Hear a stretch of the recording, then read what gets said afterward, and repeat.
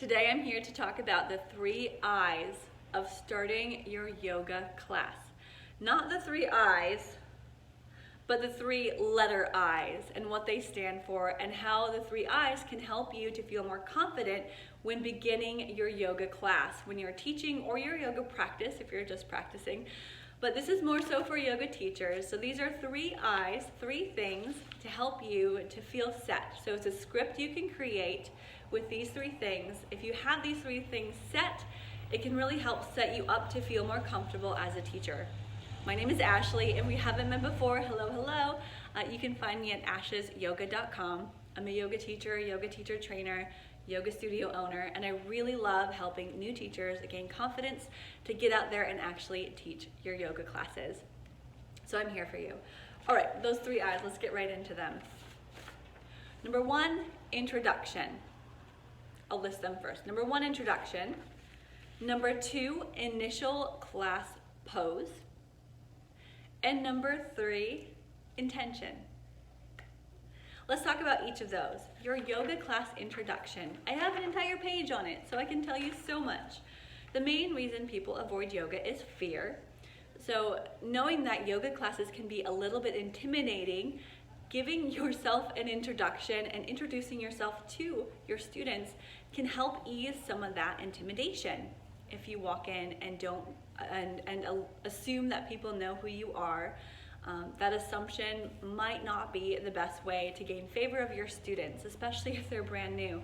So go through any announcements at the beginning, introduce yourself as a person, introduce what class you're teaching, how long the class is, and maybe a little bit about your teaching style. Anything that's going to help people get out of that fear mentality. And it also creates a sense of community and belonging. So you could introduce yourself and have everyone introduce themselves. That's what's going to create community. So if that's one of your goals as a teacher, creating community, that is something that you could do. And I do have a few elements listed here too. Elements of that introduction. Your name, class description, duration of the class, any equipment you might need for the practice. There's nothing worse than not knowing that you need a strap and then you have to walk all the way around and go get yourself anyway. So which equipment you're going to need, any props. Permission to modify. Tell them it's okay to not do all of this practice. It's okay to come down. It's okay to take a break. It's okay to grab water. Class announcements are best pre-class, not after class. And then any studio or class rules like turn your cell phones off, take your shoes off. You could mention your class theme or focus for the day so people know what to expect. And any questions to your audience to create that community. I do have also a list of things to not mention. You don't want to necessarily ask out loud for newbies, new students. Is anyone new here today? That's the worst, to be called out when you're brand new and already fearful and then have to raise your hand and say, yeah, I'm new. It's like shining a big spotlight on you. So don't ask out loud for any new people, new to the studio or even new in general. Hopefully you're doing that when you introduce yourself, person to person. Don't ask out loud if anyone has any injuries or if anyone is pregnant. That is also something you might not want to say, but if you assume something, or you might want to phrase something like, if you have any pre-existing conditions, it's best to talk to me before class or pull me aside and let me know, rather than saying, is anyone here pregnant? Like, we don't do that. And then asking for class requests. This is sort of like, maybe not you want to do this, but if someone comes to your class and they haven't been there for a while, or you get to class, there's 2 things that could happen. You ask for requests, they're always going to say the same thing. Oh, my hips are tight. Or they'll assume that you don't have anything planned and that you don't know what you're doing. So you need ideas from the peanut gallery. Maybe not. I've asked for requests before, some others have. Just be mindful if you don't have a plan, or if you do have a plan, asking for requests would really kind of change things up if someone asks for what they want. Because no one is ever going to ask for a backbending class. If you have planned a backbending class, just do it. Do your class, don't ask for requests. And also don't mention any of your personal problems. We're setting it aside just as our students do that as well. Set aside your personal problems. So a lot of new students don't want attention drawn to them, so just be wary and be aware of that asking out loud for anyone new or anyone injured or calling people out is maybe not a great thing to do in the introduction. Instead, just helping people ease their fears by whatever you're going to mention in that introduction. So make sure you introduce your class. Okay, the next thing is your initial class pose. So you've got your introduction. Initial class pose is which pose are you starting in? So after introducing, you could say, all right, everybody go to blah, blah, blah. Which pose is that? Are you gonna right away head to tree pose? Probably not. Are you gonna go into down dog? Probably not. Somewhere that's probably a little bit more restful. And I've got five poses that you can use. And these are the 5 that I've used most of the time. I think I usually stick to 3 of them myself, but it's up to you. They're on this lovely sheet here. And I'm gonna tell you the benefits and some of the hang-ups with some of these poses too. So here are the 5 poses you could start with. Initial poses. Simple seated.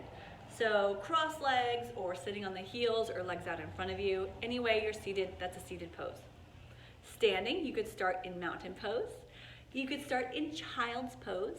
You could start in standing forward fold. That's one that I don't see a lot of people doing, but it's an option I actually enjoy. And also lying on your back like Shavasana or just relax on your back. So a few things about these poses. When it comes, the best one I'll just throw out there, the best one's probably child's pose. Honestly, I really enjoy starting in a good child's pose because it really allows for that release, surrender, forehead on the mat, distractions gone. The only problem with child's pose is that people with tight hips are gonna start to feel this pretty quickly. So if you've got tight hips, they're not gonna be as comfortable. Let's talk about standing. Standing poses are great because it's easy. Everybody can start standing. Well, most people. Standing pose is a very easy pose to do. If you are going to start in standing pose, make sure you set up the alignment completely. So you talk about the feet, the knees, the body, and where it is, and how you're standing in this tall, strong mountain pose. This one can also be very distracting because it's easy to open your eyes and look around. So that's one thing about standing that's sort of And if it's really early in the morning, people might be wavering a little bit if you're starting them right away in standing and you're leaving them there for a long time. I know I've done that in a morning class that just doesn't feel good, so be aware of the time of your practice. Seated pose is also a very popular one. Simple seated pose because there's a lot of variation. You could cross legs. If you've got tight hips, you can use props to lift you up. You can sit on your heels with your knees forward. You can sit with your legs forward, maybe propped. Now I'm doing it, but you can't see it. You can sit with your legs forward and out in front of you. You can sit in a lot of different ways, and it's easy to adjust if you ever feel like you are not feeling so great or if we're here for a while. This one also could be a little distracting because your eyes can shift around, but it's more comfortable, more grounding than standing, so it's easier to close the eyes. And then let's talk about lying on your back. Lying on your back is a great way to start too. However, our backs sometimes are not ready for that full long Shavasana or the length of the body Shavasana. So you might want to keep the knees bent and open or knocking together or a bolster or something underneath the legs. My favorite way if we start on our back is just keep the knees in a butterfly shape and then open up to the side is one of the best ways to start, and then it can really help to allow the hips to open gently, gravity's opening the legs, and it's not so hard on the back. It's a great place to start in the morning when everyone's sort of moving slow. So know your audience, know the timing. And the last one is a standing forward fold. I don't recommend this in an early morning practice. The hamstrings are just not there yet, but like a ragdoll pose, right? So you're grabbing the elbows, you're just hanging out, a little bend in the knees, folding down. This is a really great starting point if your class or you're noticing a lot of buzzing energy around. Maybe people are talking a lot and you're like, all right, we gotta do something a little more active for our starting pose, but still relaxing. Standing forward fold. Distractions are gone, you're folded. So those are the 5 ways: simple seated pose, standing, child's pose, standing forward fold, and supine Shavasana style. All right, last I of our starting class format is intention setting. I know me in the past, I know me, I know myself. In the past, I was confused. What's an intention? Isn't that like setting a goal? Not quite. Intentions are present-based, things that you can cultivate right here and right now, things that you can bring into your life, your mind, your body now. A goal is future-oriented. It's something that you're striving towards. So, examples of this, a goal would be focus on the future. You know, someday I want to do this certain pose. Whereas an intention would say, I am happy with where I'm at right now. And goals are a state of planning. So in a goal, you're planning. An intention is more of a state of reflection, a state of being. It's based on the present, your feelings. They're a little bit more broad, so they're not specific. Intentions are a state of being, focus on present, state of reflection, feelings. Yeah, goals are specific, future planning, state of doing. So we're kind of getting out of goal planning mode when we practice yoga. It's not about a goal. It's not about attaining anything. If you think you've attained a pose or enlightenment, you're not there yet. And you may never be there.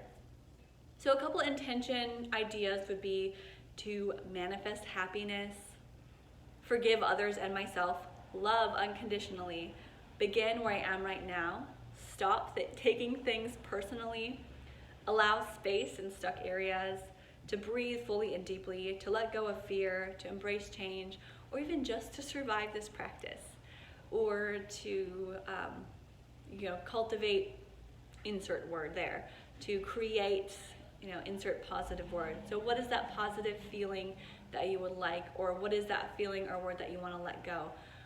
My recommendation is to focus on a positive feeling you would like to add to your practice or to your life, rather than focusing on what you want to release or let go of, because it's that word that you're going to be thinking of over and over. So it's best that it's a positive one that you're adding rather than trying to get rid of, because it'll keep coming up, that thing that you don't want. So manifest happiness, forgive others, love unconditionally. Great, those are the 3 I's. Introduction, introduce your practice, your class, who you are. Start and pick an initial pose, and then set an intention for your practice and for your day. I hope that was helpful for you, for those of you who are class planning and coming up with sequences and class creations. I do have plenty of free guides out there for yoga class planning, and I also have an ebook that goes a little bit more in depth on some of this. It's where you can find these sheets of paper and what I've written here. This is all in my yoga teacher training manual as well. So if you're in my trainings or part of my online trainings, you have access to all of this. Sometimes though, watching the video is good enough. So if this is all you need, you can give it a thumbs up or leave a comment and let me know if this was helpful or if you have any questions. You can go find me at ashesyoga.com. You can also go find all the things, the downloadables, the ebook, the courses, all over there. And you can also join my Facebook group. It's called Yoga Sequencing and Teaching Tips, where I provide a few more kind of live videos and all that kind of stuff, more of a community base for those of you who are interested in sequencing and teaching tips. That's it. So I'll catch you next time. Thank you for watching. Have a great day.